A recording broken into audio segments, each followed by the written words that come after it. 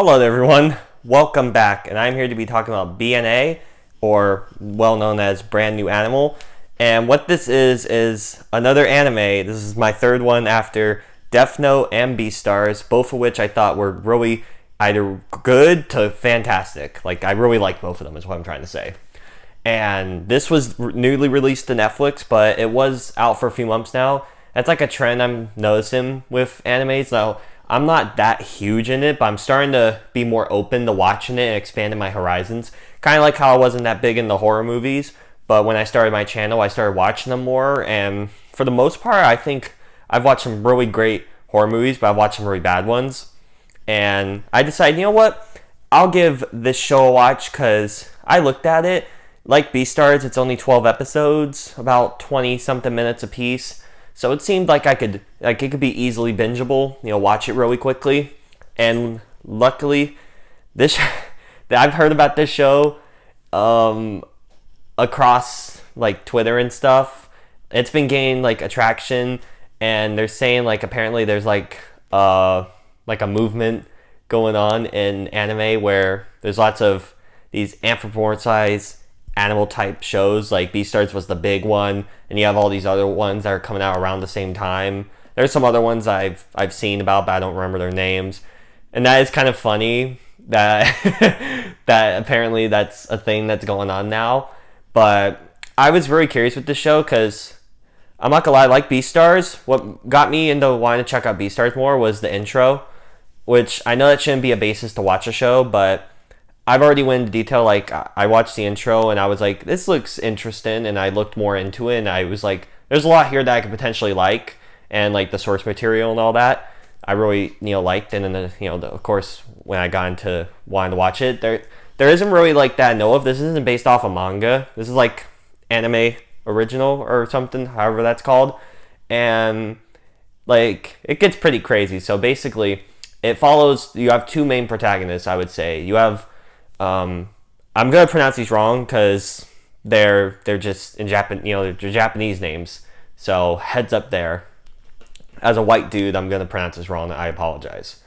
Marichiru, I think, it's how you pronounce it. It's the main character. She's this girl who used to be a human, but basically she got into some type of accident or something happened where she transformed into a beastman. Now, beastman is like this type of species in this universe where there's human and there's beastmen. Beastmen are people that could be human, but they can also morph into a specific animal. So they have like in their DNA where they could be human and animal, but like anthropomorphized, obviously, which is and so there's like lots of underlying messages on how like humans hate beastmen hate humans. So they have that type of message there, kind of like different sides of that type of underlying message on like different sides of the story.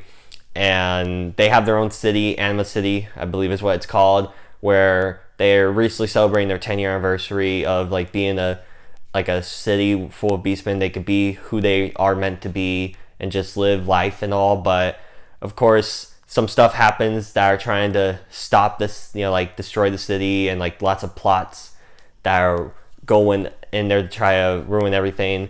And this is where your other main character comes in, and he's Shurichiru, I think. He's basically the wolf, because he's the silver wolf in this show. So it's really funny because he's kind of like a vigilante in a way. He was giving off major Batman vibes if Batman was like a anthropomorphized, furry type character. And he's basically like, he works with the police. He, is like really anti-human. He hates humans because he thinks that all humans are horrible, and stuff that happened in his past is why he really doesn't like them, which, like, I don't want to get into spoilers, but the show really picks up near the end, because the first couple episodes are just like, the first 1 or 2 episodes are like introduction episodes, getting you introduced to some of the mainer characters in the world and what the world is exactly.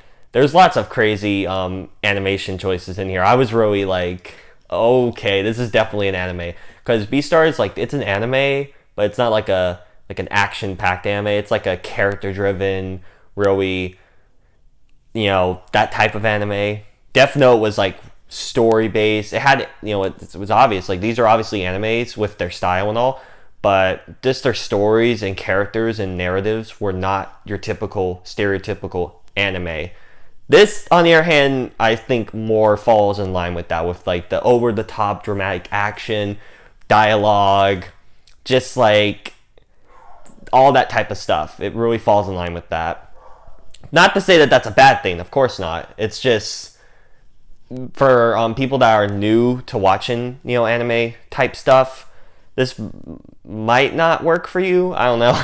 I mean, I was like, my problem with the show is like, it's good, it's fine. Like the animation is really well done, and like it's like a really interesting idea. But like we've kind of seen this done a few times already.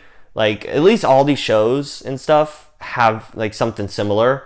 Like it's hard to explain. Like Beastars and Zootopia get compared a lot because of their overall like messages and themes that they explore. Like the divide and class and like different like stuff like that. Like, and this show's also doing that with like with hatreds amongst different groups and stuff.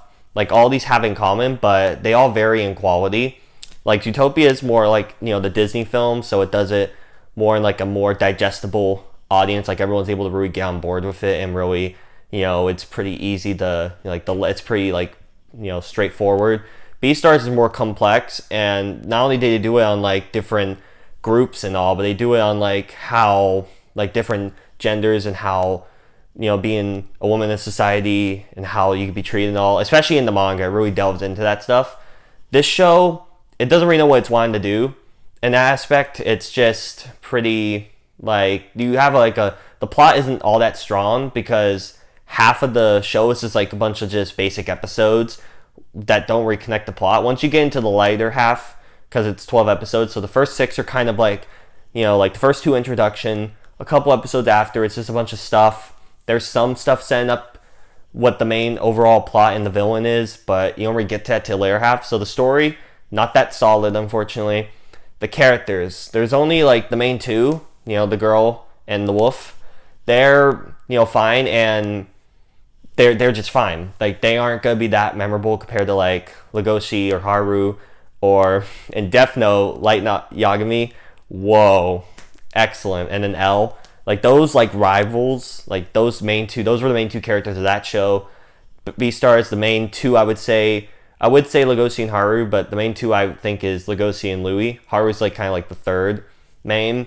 Those, like, you remember these type of characters if you've watched them, even looking back, because I haven't seen Beastars for a few months now.